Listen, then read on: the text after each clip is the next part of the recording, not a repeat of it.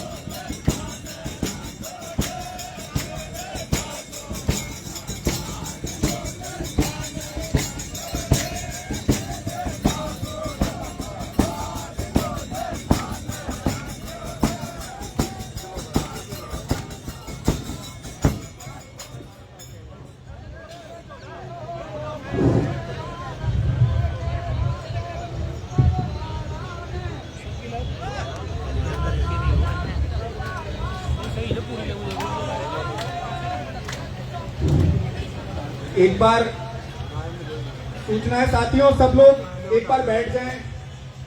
जैसा कि आप तमाम लोगों को पता है कि झालावाड़ की पिपलोदी के अंदर 7 मासूम बच्चों की जान गई और वो मौतें सरकारी सिस्टम की देन थी। और आज हम उन मासूम बच्चों के न्याय के लिए, नरेश भाई की रिहाई के लिए, पूर्व मंत्री भरत सिंह जी के लिए, समरावता गांव के वासियों के लिए हम तमाम लोग यहाँ पर एकत्रित हुए हैं। हमारे इस कार्यक्रम को हम आगे बढ़ाएं, उससे पहले हम तमाम लोग यहाँ उपस्थित तमाम साथियों से मैं निवेदन करना चाहूंगा कि हम 2 मिनट का मौन झालावाड़ के उन मासूम बच्चों के लिए रखेंगे। तो तमाम साथी 2 मिनट का मौन रखें उन बच्चों के लिए और उसके बाद हम लोग आगे की कार्यवाही शुरू करेंगे। मौन।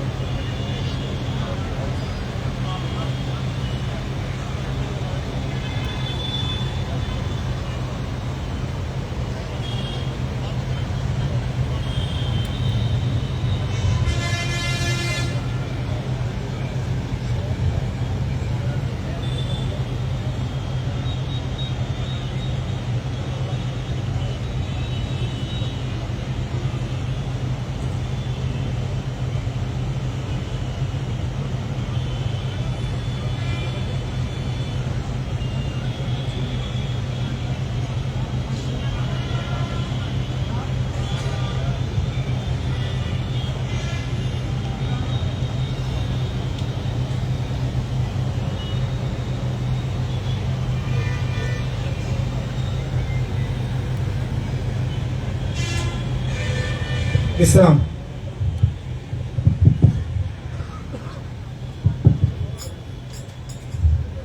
साथियों, हमारे बीच प्रदेश भर से सभी सामाजिक संगठनों के और कई राजनीतिक दलों के पदाधिकारी हमारे बीच मौजूद हैं। साथ में विधायक अतुल प्रधान जी उत्तर प्रदेश से चलकर हमारे बीच पधारे हैं। मैं जब हम इस प्रोग्राम को शुरू करें उससे पहले जो गंभीर बातें हैं उनको लेकर आप लोगों के बीच रखना चाहूंगा।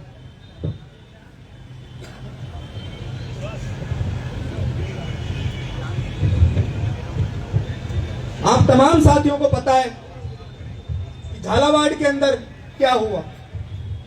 नरेश भाई, जैसे ही नरेश भाई जनक्रांति यात्रा कर रहे थे और जैसे ही नरेश भाई को पता लगा कि झालावाड़ के अंदर स्कूल हादसे के अंदर 7 मासूम बच्चों की जान चली गई है, तो वो अपनी जनक्रांति यात्रा को छोड़कर झालावाड़ पहुंचे और उन बच्चों के लिए न्याय की मांग करने लगे। लेकिन हमने देखा किस तरीके से वहां और अन्य दलों के लोग भी मौजूद थे और नरेश भाई ने किसी तरीके का कोई इमरजेंसी गेट को नहीं रोक रखा था, नहीं कोई अवरोध पैदा कर रखा था। उनकी मांग सिर्फ ये थी कि जो पीड़ित बच्चे हैं, जिन बच्चों ने अपनी जान दी है, उन बच्चों के परिवारों को 1-1 करोड़ का मुआवजा मिलना चाहिए। जो घायल बच्चे हैं उनको 50-50 लाख का मुआवजा मिलना चाहिए। जो दोषी अधिकारी है उनके ऊपर कठोरतम कार्रवाई होनी चाहिए। साथ में शिक्षा मंत्री का इस्तीफा होना चाहिए।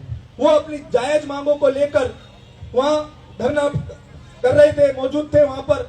और लेकिन प्रशासन को यह चीज पसंद नहीं आई और उन लोगों ने षड्यंत्र पूर्वक एक झूठी एफआईआर दर्ज करी और हमारे नरेश भाई को और अन्य साथियों को जेल के अंदर डाल दिया।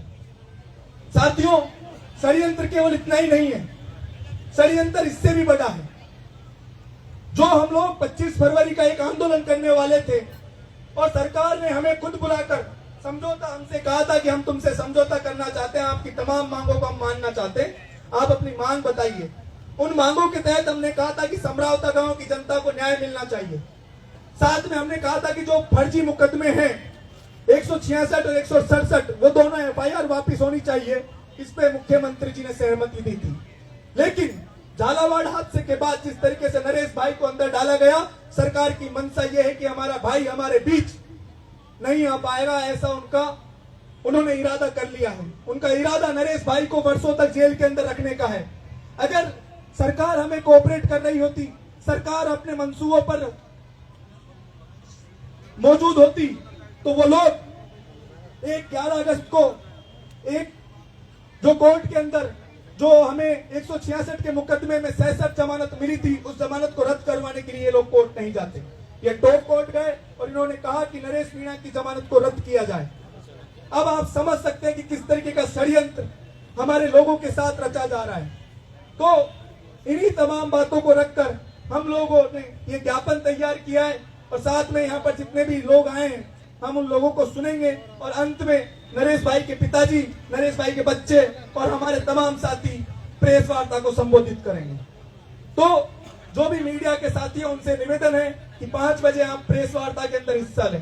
अब हम बात को आगे बढ़ाएं। हमारे बीच NSUI के पूर्व अध्यक्ष, राज्य अध्यक्ष राकेश मीणा जी मौजूद हैं। तो राकेश जी मौजूद है, राकेश जी अपनी बात रखेंगे जी।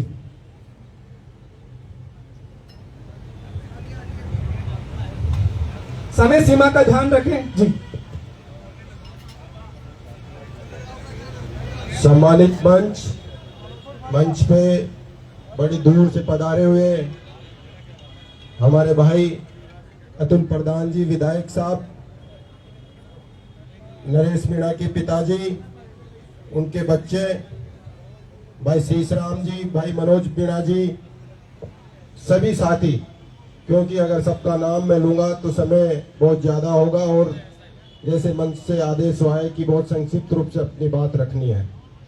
साथियों, मैं तो आज इस मौके पे कहना चाहूंगा कि क्या इस सरकार में किसी गरीब की आवाज उठाना आज गुनाह हो गया?